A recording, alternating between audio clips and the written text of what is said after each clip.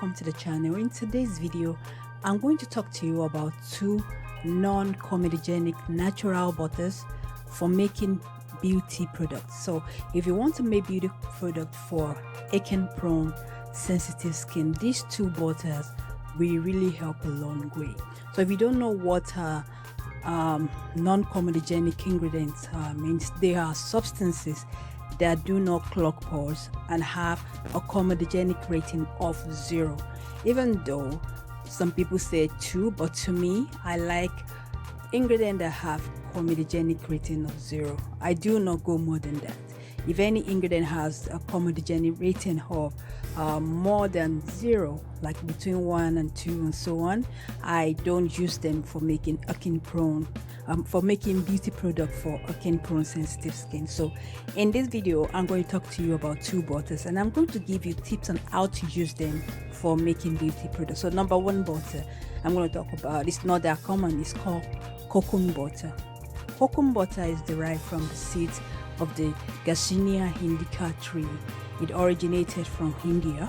It's one of the hardest butter ever, and yet it melts easily into the skin. It contains essential fatty acid, antioxidant, and anti-inflammatory agent that work great on dry, sensitive, and mature skin. Unlike cocoa butter, Hokum Butter is non-comedogenic. It will not clog pores, and it promotes healthy skin cell growth. Its naturally healing property make it ideal for damaged skin, while its emollient-rich ingredients, soften and soothe dry skin. The second butter I'm going to talk about is shea butter. We all know it. There's different shea butter.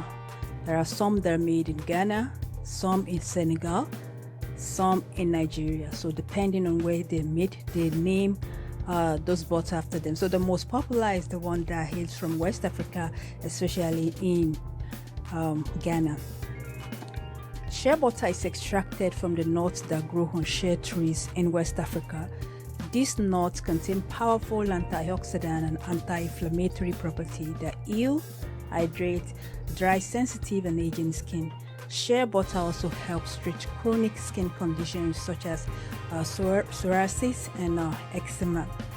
According to a research study by the University of Kansas on treating eczema, they compare the use of Vaseline with the use of shea butter. The shea butter treatment was actually smoother, to everyone's surprise. So shea butter is non-comedogenic. The comedogenic rating of shea butter is 0. It's not one as you see in several blogs. No, the comedogenic rating of shea butter is 0. Okay, it absorbs it easily into the skin. It provides essential moisture without clogging the pores. This makes it the ideal butter to use for making acne prone and blemish prone skin, and for people that really want hydration and people that want anti-aging property for their products, okay, and people that are really concerned about they don't want to use greasy products. So this is the butter to use for them. So this is about it for this video. So now let me just brief you quickly how to use them. You can use, for example, you can use shea butter to make lotion, toner, and so on. But when you want to use it, as you all know, you use it in the oil phase of your formulation. But do not exceed 5%, depending on what you are making. If you're making balm, you can use it up to even 20% or more. But if you're making lotion, do not exceed 5%. This butter is so effective that it will go a long way if you don't overuse it. A lot of formulators do overuse ingredients, so make sure you use it at least 5% in the oil phase of your formulation. Now if you're making hair care product, you can use it all the way to 15%, but do not use too much. Do not use 50%. That would be extremely too much. If you overuse the ingredient, the chances are you will not get the best from it. So use the recommended usage rate. And I have a lot of video on this channel on how you can use shea butter. Now, Hokum Butter on its own, I don't recommend, because of my formulation experience, I don't recommend using it more than 10%, depending on what you're making. If you're making a product for extremely aging skin, do not use it more than 10%. It's a very expensive butter, okay?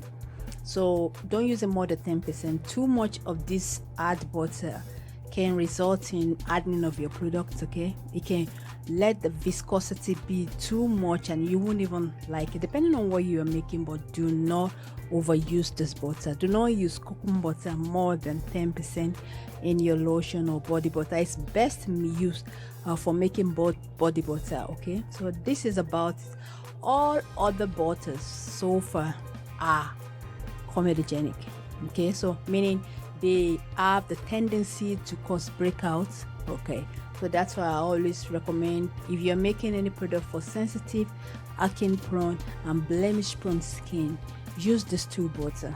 I use them at the recommended usage rate that I said in the video earlier. So that's about it for this video.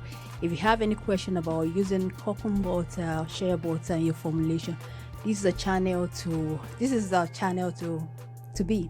So drop that comment in the comment box below. Have you ever used any of this before? Do you have any experience with them?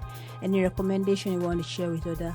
Also share it in the comment box below. So remember, click that subscribe button and the notification icon to be notified of my next formulation tip video. On this channel, I give you formulation tips, give you simple formulation recipes, and also beauty tips. So do well to click that subscribe button and the notification icon to be notified of my next video. Thanks for watching.